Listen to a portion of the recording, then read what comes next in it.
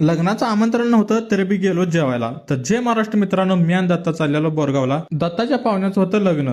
मला तर आमंत्रण नव्हतं. दत्ता म्हटला काय विषय होत नाही, चल माझ्यासोबत. थोड्या वेळानंतर आम्ही बोरगाव रोड जवळ असलेल्या हॉलपाशी पोहोचलो. गेल्या गेल्या दत्ता आमच्या सर्वांच्या लाडक्या स्वराला जाऊन भेटला. दुपारचं 1 वाजलेलं आणि लग्नाचं तांदूळ होतं 2. दत्ताला म्हणलं चल भुकाले लागल्यात, जाऊन पहिला जेवून घेऊया. जेवाय बसणार होतो तेवढ्या दत्ताला फोन आला त्याच्या मामाचा.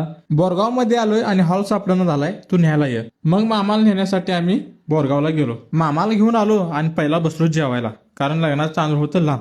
जेवण वगैरे झालं आणि इकडे अक्षदा पडायला चालू झाल्या. तिकडे अक्षदा पडायला लागल्यात आणि हा चिमुकला आईस्क्रीम खातोय. मला काय करायचं लग्नाचं, माझा आईस्क्रीम कोणाला देणार नाही म्हटला.